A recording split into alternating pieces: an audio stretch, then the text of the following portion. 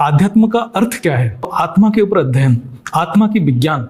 जब आत्मा जब धरती के ऊपर आता है अपने कर्म बंधन से, तो वो जीवात्मा बन जाता है। जीवात्मा मतलब उसके अंदर जो जीव और इच्छा जो जागृत होता है, आत्मा को जीवात्मा बन जाता है।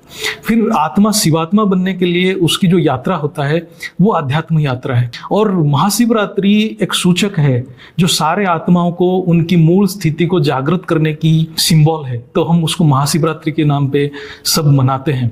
इसका जो भक्ति मार्ग में धीरे धीरे, जैसे भक्ति मार्ग में क्या हुआ कि जब ज्ञान की धीरे धीरे लुप्त होने लगा, तो लोगों ने भक्ति मार्ग में जो पूजा पद्धति और ज्ञान को भूल के ये सब कर्म कांड में फंसने लगे। शिव जो शब्द है, शिव शब्द का अर्थ क्या है?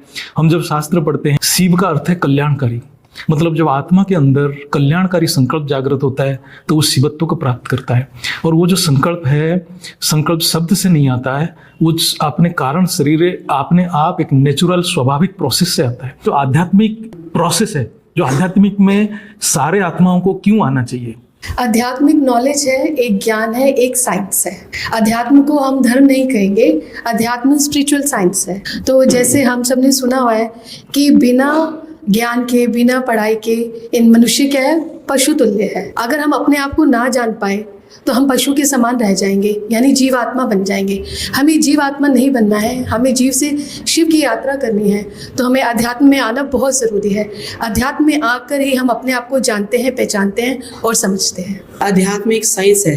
अध्यात्म धर्म से परे है, नाथ जात धर्म से परे है। और अध्यात्म हमें हमारे अपने हायर सेल्फ से जोड़ता है। जब हम अपने हायर सेल्फ से जुड़ते हैं, हायर सेल्फ माना आत्मा, जब हम अपनी आत्मा से जुड़ते हैं तो तभी हम परमात्मा को पा सकते हैं। आत्मा को जाने बिना हम परमात्मा से कनेक्ट नहीं हो सकते। तो अध्यात्म की सबसे बड़ी उपलब्धि यही है कि वो हमें हमसे मिलाता है और फिर हमें परमात्मा से मिलाता है।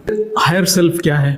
और आध्यात्म जो है वो एक विज्ञान है। ये विज्ञान कैसे बना? विज्ञान का अर्थ है विशेष ज्ञान। जो आत्मा की शक्ति का महसूस करना, वो विज्ञान है। उसको हम कैसे महसूस करें? एक जीवात्मा, जब आत्मा कर्मबंधन में धरती के ऊपर आता है अपना कर्म निभाने के लिए, तो वो जीवात्मा बन चुका है।